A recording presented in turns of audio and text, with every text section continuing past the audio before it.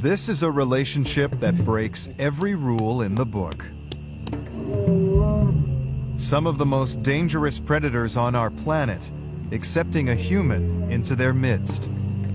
Ever get the feeling you've been surrounded by lions? I get it every day. It has taken Kevin Richardson years of patience and dedication to build these unique bonds. But keeping predators in captivity is fraught with difficulty. A lion is in need of an urgent operation. A hyena cub learns to stand on all 4 feet the hard way. Oh, poor little boy. There's devastating news in one of the lion prides. There's no evidence to suggest a fight, eh? And Kevin faces a race against time to save the animals and where they live. I would hate nothing more than to see this place go and the animals in it. It's my life and soul.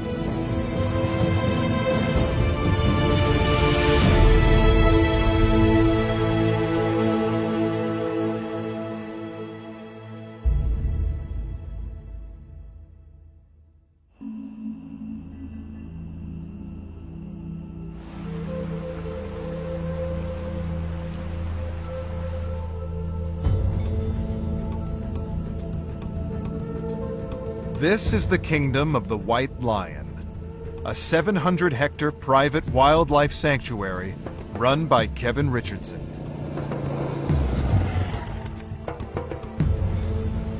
It's home to some of Africa's most dangerous and rarest predators: lions, hyenas, and 2 black leopards. 8 prides live here. And in the Big Kings, the largest pride of all, there's a lion that needs an urgent operation. Hello, Rafik. Come lie down here, my boy. Come lie down. 5-year-old Rafiki has spent his life with an ungainly saunter, and it's getting worse.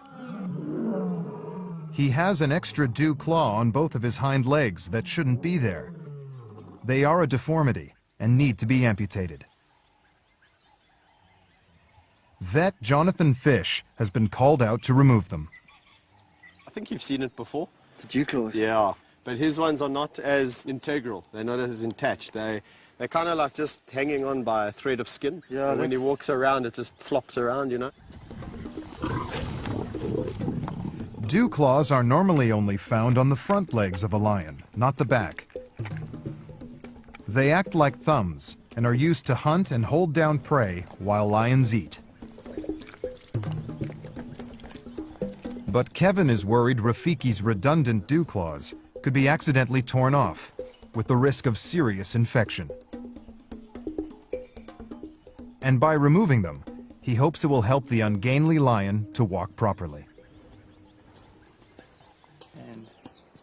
Before the operation, Rafiki needs to be anesthetized. So I think what I'll do is I'll just entice him with some pieces of meat. Yeah, Rafiki. They use a pole syringe to inject him with the sedative. Yeah. Willie, I'm going to just time it. Leave you alone. Okay. Leave him alone. Let's go. Anesthetizing a lion is risky. The dose is difficult to judge. Too much, and his heart could stop. Too little, and he could wake up early. Yeah, quite a hard dose. Yeah, he's going down like a ton of bricks.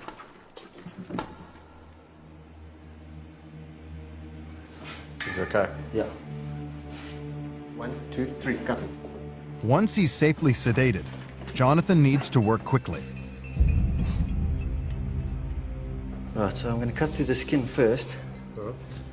There's some major blood vessels under there. Yeah, there's a big blood vessel that supplies the skin. Yeah. And there's a big one that supplies the claw itself.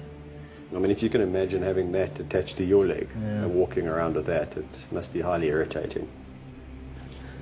No special technique there, you just... Yeah, that's some things. Sure, look at that, huh? 1, They check to make sure Rafiki's not showing any signs of the anesthetic wearing off. If he wakes up early, he could attack them. They remove the second claw and stitch the wound. The problem with the lions, yeah, their tongues are very, very rough. And that pulls stitches out quite easily.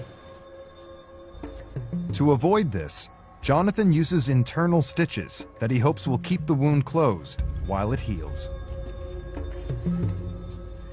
What a difference, eh? Look at that. There you go. Look like a normal lion, my boy. You're going to be so thankful. With the operation over, Rafiki is left to recover. Just get him comfortable. Yeah. They now need to make sure the wounds don't reopen and become infected.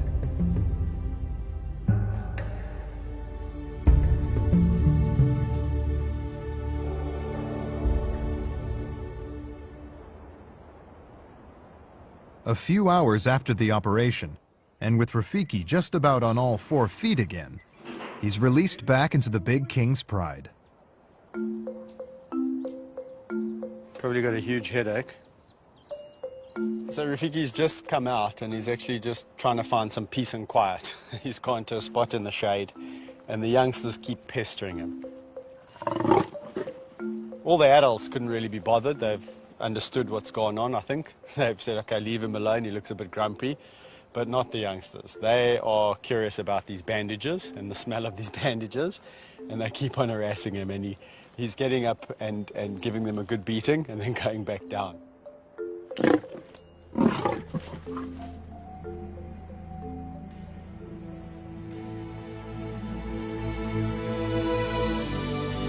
Kevin originally helped to set up the kingdom in 2005 for the production of a fictional movie following the story of a white lion.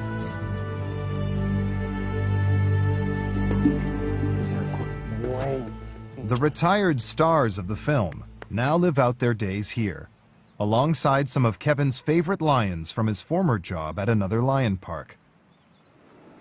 The feeding of the animals, vets' bills, and general maintenance cost up to $20,000 a month, all paid for by a private investor. But now the funding is running low, and Kevin needs to find a way for the park to become self-sufficient.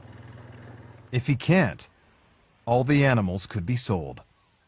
I've made a promise to them, I made a commitment to them. So at the first hurdle, I'm not going to waver and just throw in the towel. It's far too easy. For Kevin, finding a way for the kingdom to contribute to the conservation of lions is crucial. One day he hopes to open it to the public and give educational tours. It's the day after Big King Rafiki's operation, and Kevin heads over to check up on him.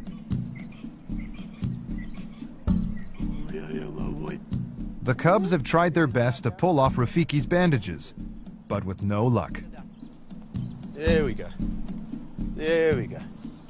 Now you can have some. Now they do need to be removed. Kevin has 2 choices. Put the lion through another risky anesthetic, Let's all flop on each other. or chance taking the bandages off himself. Kevin's insight into the pride dynamics is crucial in judging the right time.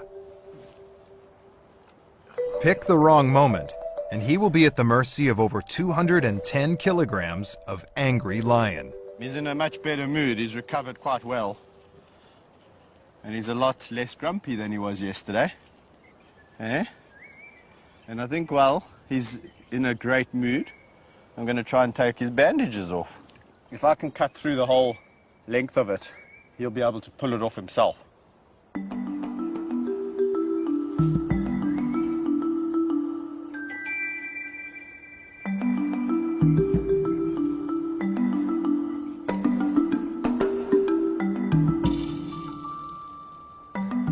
One of the really cool things about having a relationship with a lion is that if there's anything that you need to look at or inspect, it's quite easy to do it without having to put them under. I can look at a little wound, I can say, okay, well, that doesn't really need any treatment.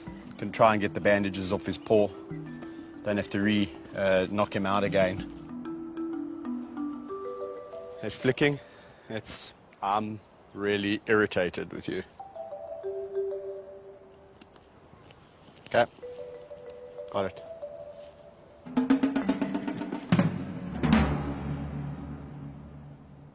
With Rafiki on the road to recovery, no one is prepared for the shocking events about to unfold in another lion pride.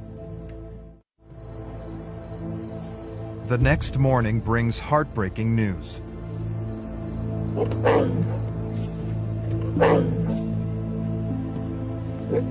Lion cub Vaetzi is alone and distressed in his enclosure.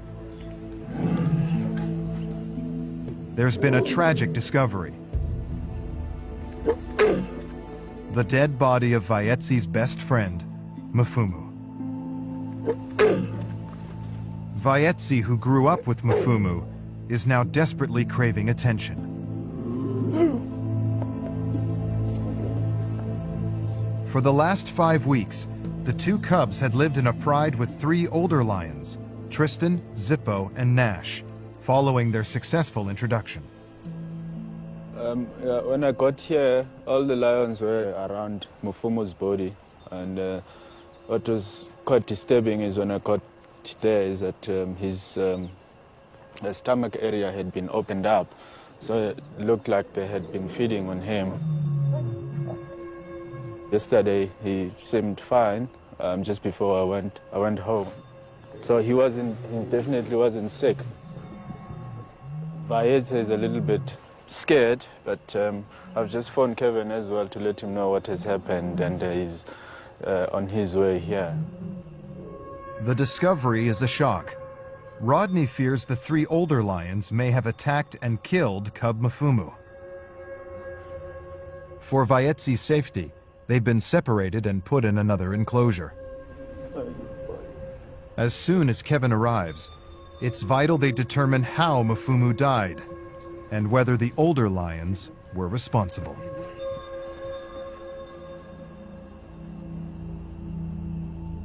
After hearing the terrible news of cub Mfumu's death, Kevin has rushed to the kingdom. He wants to know if there are any clues that may reveal if the cub was killed by the older lions, Tristan, Zippo, and Nash. Although Mfumu and Vaetzi had lived apparently happily with the pride for over a month, introducing new lions always carries a risk. Even if it's done as carefully as possible, violent attacks can still happen. There's no evidence to suggest a fight, eh? If he was in a fight, the only way they're going to kill this guy is in the neck, immediately, a suffocating bite. While the others rip him apart. If you look here, there's absolutely no puncture wounds. No, there's nothing. Nothing in the neck.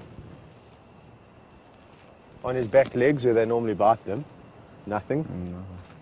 When lions attack, they claw and bite their prey from behind, pulling it to the ground. A suffocating bite then closes the victim's airways. On the neck, on the face, look at his face. His face is perfect. There's not even a mark on his face. And the other thing that's not adding up is that, you know, when I got the call, I immediately thought Vaetzi. Immediately thought Vaetzi's been killed. If it was an altercation with them. Because this guy was more confident, he was more sociable. Vaetzi was a little bit more skittish and a little bit more terrified, you know, and they obviously hone in on that kind of, you know. You know what I'm thinking? Tongue does look a bit swollen. I'm thinking puff adder. His tongue swells up, he can't breathe. The puff adder is a highly venomous snake. One bite on the throat could be enough to asphyxiate a young lion. And that's what Kevin believes happened to Mfumu. Don't even know what to say. I think what we need to do is maybe today just bury the body. No.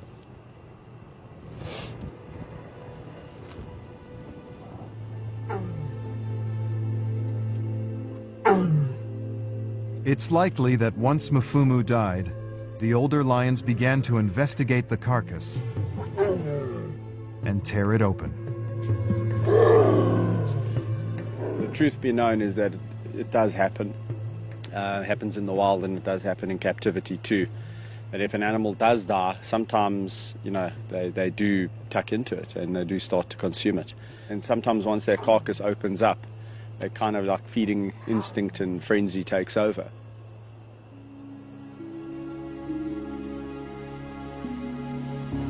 Later that day, Mfumu is laid to rest in one of the kingdom's most peaceful areas. Okay, slowly.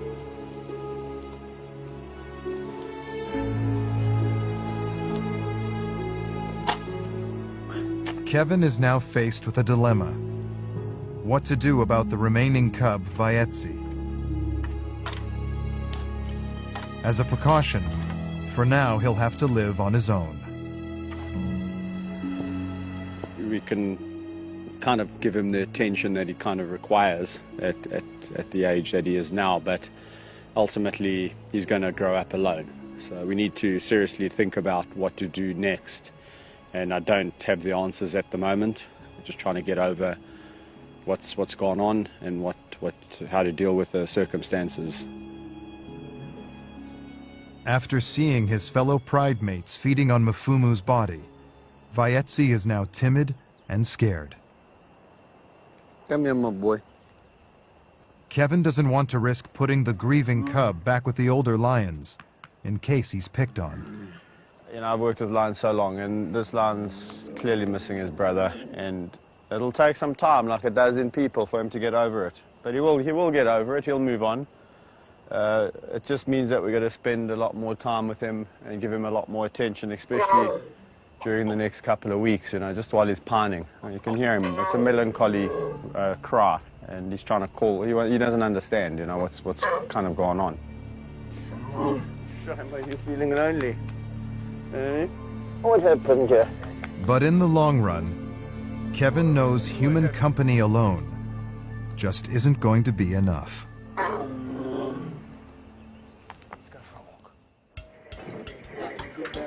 Tristan, Zippo, and Nash, removed after Mfumu's death, are now being taken to meet the 3 other members of their former pride.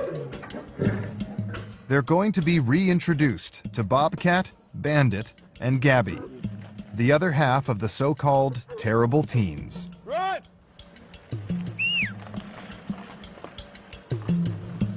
For the last 5 weeks, the 2 groups have been living apart. But they quickly recognize each other.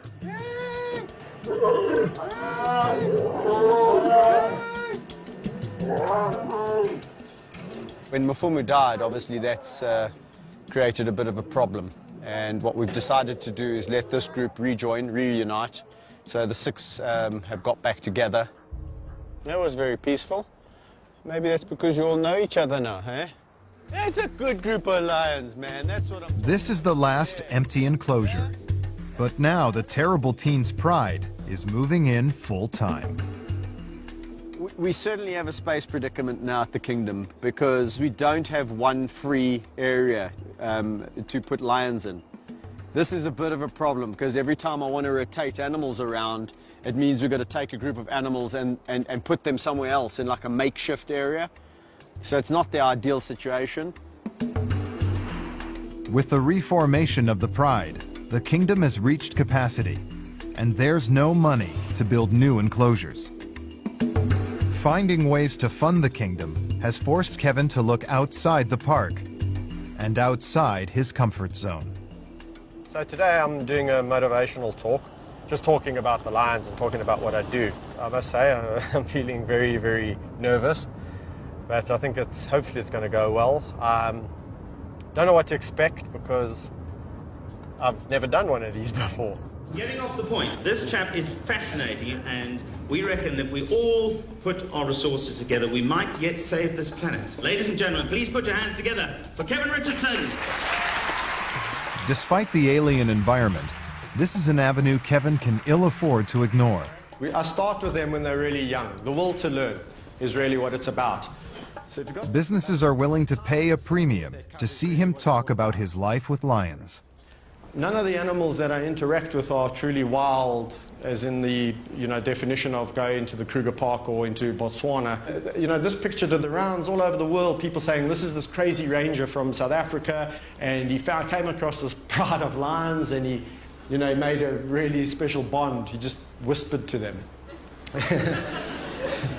So when I read this, I was quite amused. I thought, okay, well, and I was a bit worried. I thought, oh, geez, what's going on there? People are thinking these things which aren't true, really, about me.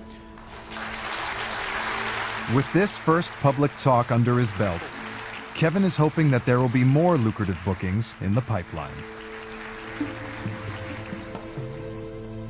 Back at the kingdom, Cub Vaetsi is still grieving for his best friend, Mfumu. With the lion's welfare at stake, Kevin decides there's only one solution. He's hoping that his former employers at a nearby lion park may have a cub of a similar age that he could pair with Vaetsi.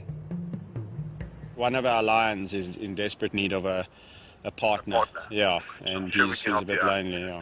I'm 99.9% sure we can help you out. Cool. Is it? I mean, obviously. Welcome to it. If it's platform-wide.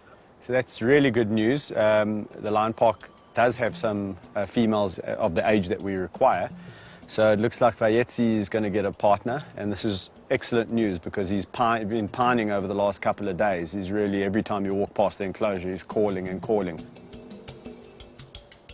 The next day, Kevin heads off to the park near Johannesburg. Yeah, good. Whoop.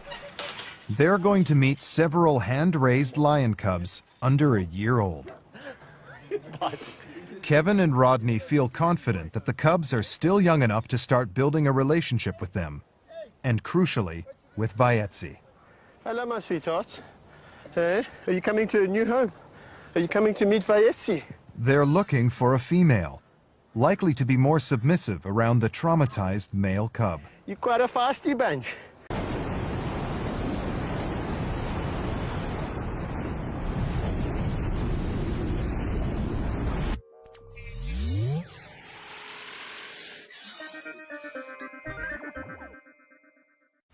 Yeah, we're going to have to instill some discipline. There is one perfect year-old lioness, but she has a sister, and the park doesn't want them separated. It's an extra mouth to feed, but the two show they might just have what it takes to win over Vaetsi. I think this is absolute perfect age for Vaetsi because they're slightly smaller than him, slightly younger. There's two of them. He needs a bit of confidence boosting, so he's going to feel a lot more relaxed interacting with smaller lions than he. Having spent their entire young lives at the lion park, the lionesses are not accustomed to being loaded into a van. Come on! Oh! Finally, with the help of a few tasty treats, they're on their way to the kingdom. But the big test is yet to come. Will Vaetsi accept them?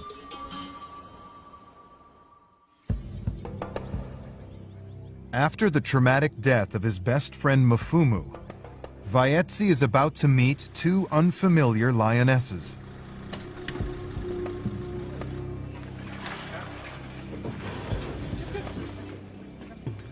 The newcomers, Livy and Ginny, are nervous.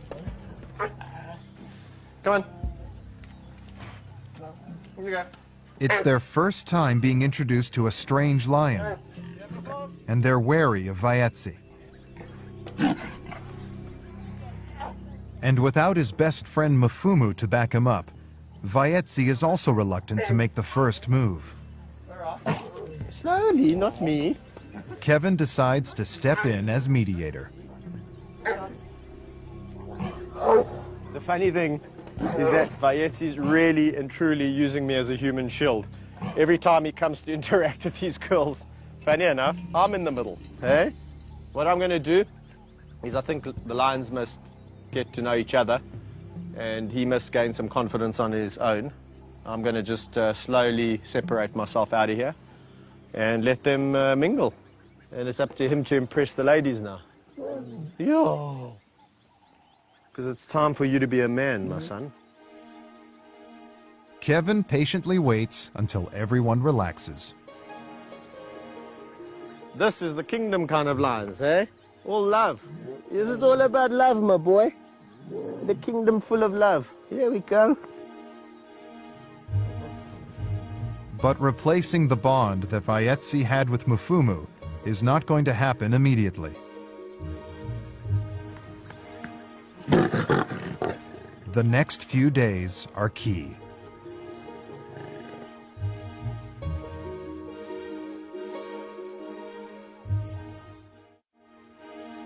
Over in the nursery, the young hyenas are also about to meet a new friend.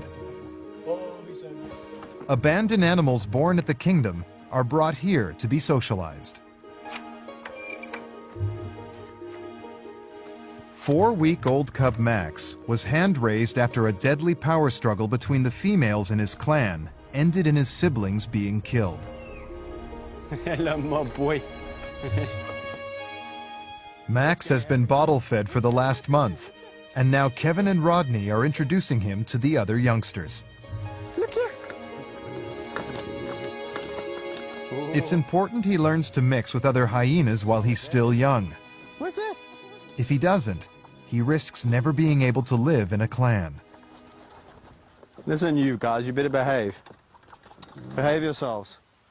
Hold on. Today is the very first time that he'll be let free with the other excited cubs. Grab you here, give you a height advantage.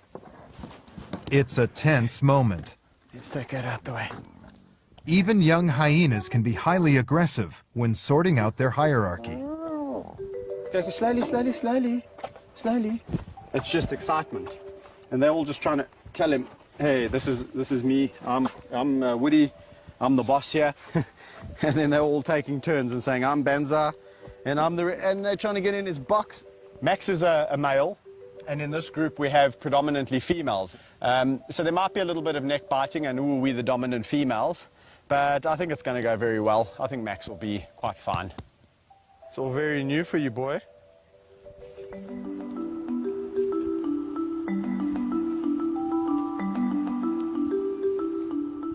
So this is part of the socialization process, and we'll be doing this on an almost daily basis with Max. Every day, just give him a little bit more time with the hyenas. He can spend the days here, and then ultimately the night. There we go. The future for Max and other animals depends on Kevin financing the kingdom. To generate income, he plans to open it to the public. But first, he needs to find the investment to build suitable facilities. To help raise money, he recently set up a local volunteer program where people pay to help out at the park. For me, it's a way of getting involved and trying to make a difference. I think we live in a beautiful country, and I think this is just my way of getting involved. I think everybody has to pick what you're passionate about, and this is mine. So, yeah, I'm looking forward to working here for a long time. Kevin's wife, Mandy, is visiting the kingdom along with their son, Tyler. With the local volunteer program proving a success, there are now plans to expand it internationally. Taking paying guests from overseas could provide a significant income. But first, they need to work out a program worth paying for. Hello, Daddy. Hello, Alright, so hello. Did you enjoy your drive? I've just been thinking now in terms of the work. I was thinking like anti-poaching, so going out and looking for traps and things, river cleanups on the riverside, bush cutting, fire breaks, fence maintenance in terms of checking, fixing, and then possibly that idea we were thinking about the camera traps and setting up the camera traps just to see what actual wildlife is naturally occurring here, but just to get some records and see what actually is going on out there. You know, I've been discussing with Rodney about putting collars on some of the jackal that occur naturally, the leopard, the brown hyena, and seeing their movements and seeing their whereabouts. And so together with the camera traps, fantastic. I mean, we've got a natural diversity and wildlife in this area that also needs conserving.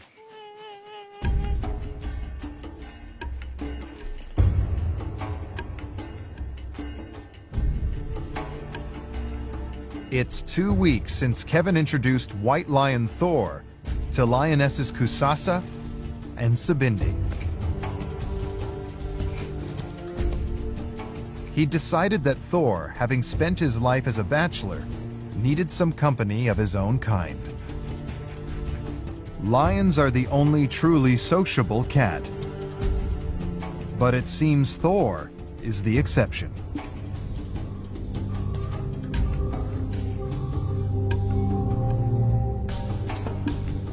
Although the three have settled down peacefully enough, they continue to keep their distance.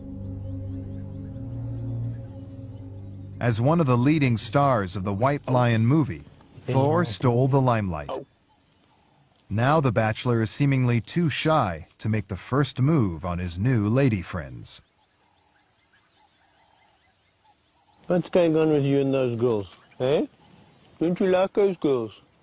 Why can't you just be with them like us? Eh? Be nice to them.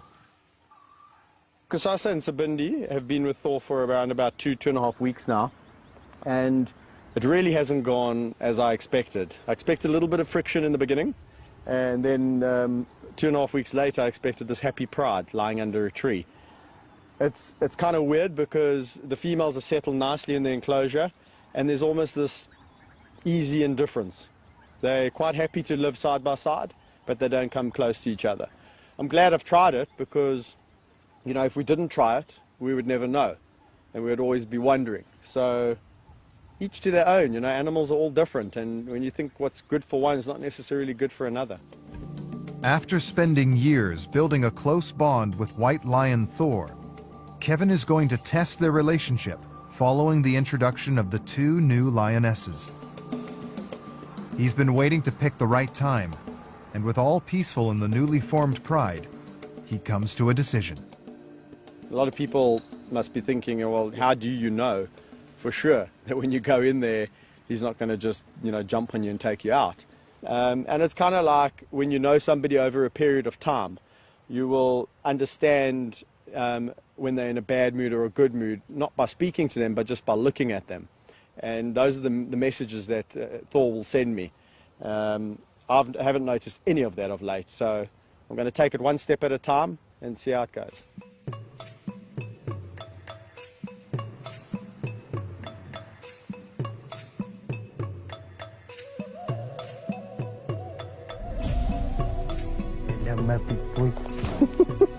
His instinct proves right. With everyone relaxed, Thor shows he still has a place in his new pride for Kevin.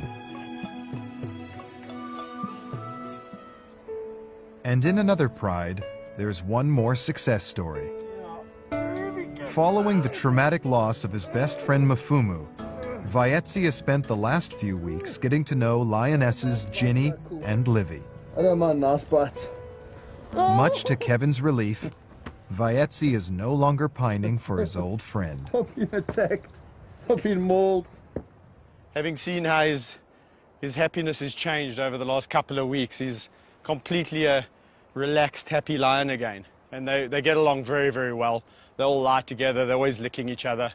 Livy, which is the paler one, is a little bit more shy, a little bit more reserved, and does take a lot of her cues from her sister, who's a little bit more, she's darker, old Ginny, and a little bit more adventurous. She was actually the first one to bond with Vaetzi. Stop it now! Oh! Once again, it's Kevin's turn to establish his place in another new pride. Forging new relationships now is key to being able to interact with these lions when they're older. No.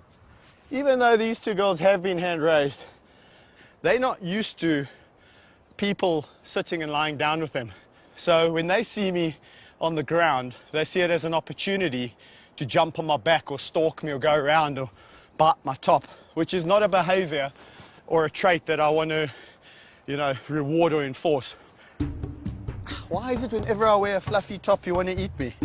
The three lions put Kevin through his paces. Stop it! It's vital for Kevin to weed out behaviors like this now.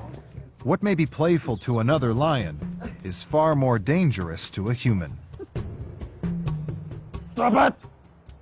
What they don't realize is that I'm just a human and I've got very thin skin. I'm not like Vayetzi where they can actually bite him physically quite hard. So every time they bite me, I'm trying to show them that I don't like that. Don't bite me hard. Ay, ay, ay. Don't bite hard. No. So things like lying down, teaching them not to unsheath their claws, all that kind of stuff has got to be instilled now. How do I do it?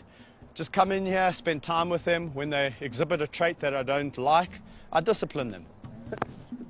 Generally when it's in play and we're just sitting around and I'm tickling her and then she tries to bite me hard, just give her a gentle no. Hey, no.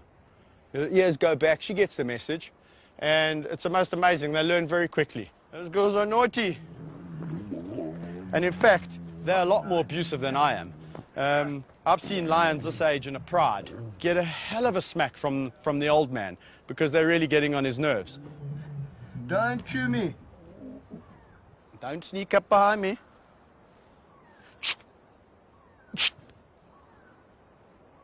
Now she's realizing that it's not about biting Kevin's hand off. She could have a good gnaw on it. If she bites me too hard, she'll get a little bit of a warning on her nose. But there we go. That's the behavior I like. And it seems Vayetzi is not immune to Ginny and Livy's influence. The girl's feisty behavior is rubbing off. Stop that now. I'm going to work a little bit harder at trying to build relationships with these two and also trying to stop their naughty behaviors from creeping in. Because this guy's got very naughty in the last couple of weeks. Yes, you know you have. You have. You're a naughty lion.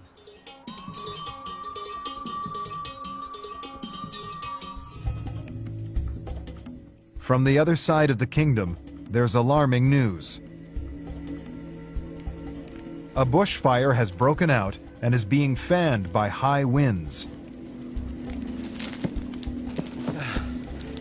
Without road access, it would take hours for the fire service to reach them. It's up to Kevin and his staff to try and contain it. There's two things. I mean, it could burn the whole farm down, then the animals have got nothing to eat. And also it can trap animals unnecessarily. Thank goodness it's far away from the lion store. But I've seen the wind turn, eh? When the wind starts to pump, there's nothing stopping this fire. So we need to get this fire out now.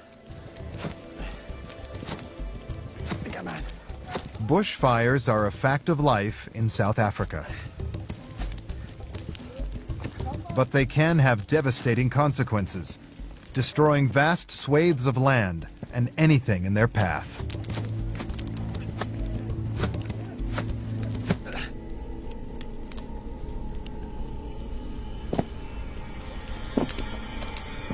A few hours later, the worst is over.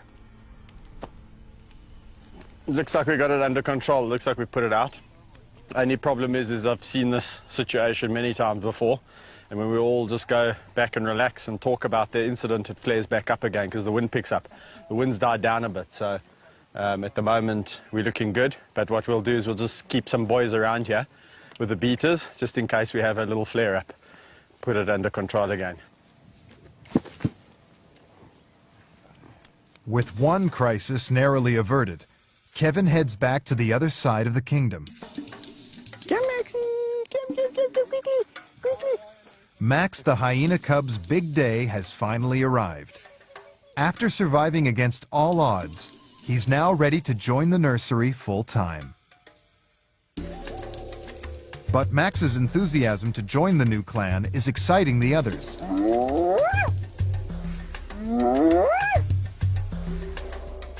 Before Kevin has a chance to take him into the enclosure, Max suddenly makes a run for it, disappearing behind the nursery's fence.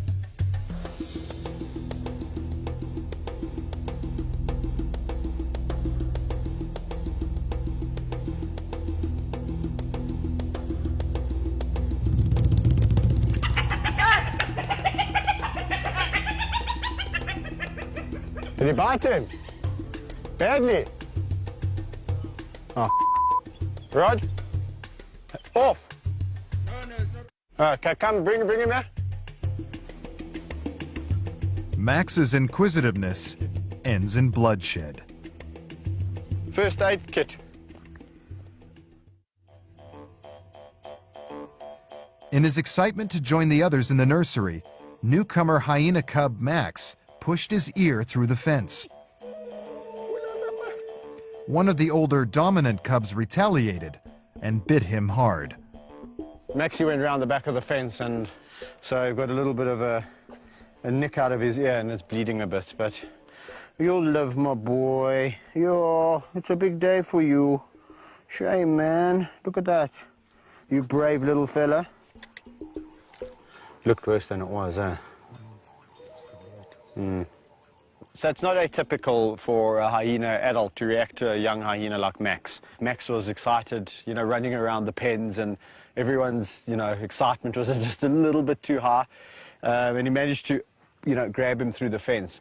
We're going to put you in with those terror. Now, there you go again, you see? There you go again. A little bit more cautiously this time. You know, hyenas are so tough.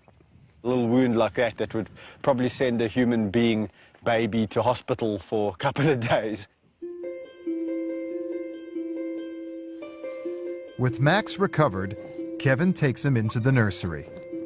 In no time at all, the cub forgets about his sore ear and starts to befriend the new clan. But the biggest test is still in store. At the end of every day, all the nursery residents are safely shut away in a night shelter. If Max manages to spend the night unscathed, he will be on his way to establishing his status in the clan.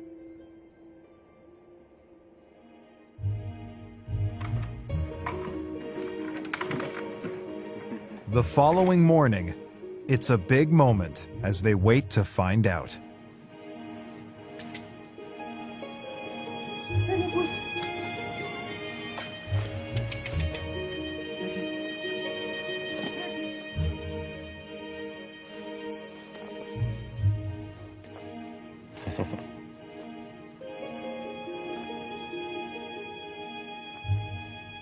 This morning we came, and you're always a little bit apprehensive, but when Rod let them out, they all sprung out of the nursery, no bite marks, all just one cohesive unit. So I think it's really well done on all fronts, you know. From the fact that Max actually survived.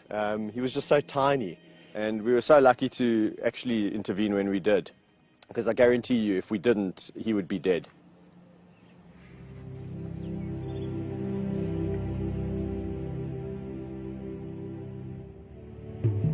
And there's more good news.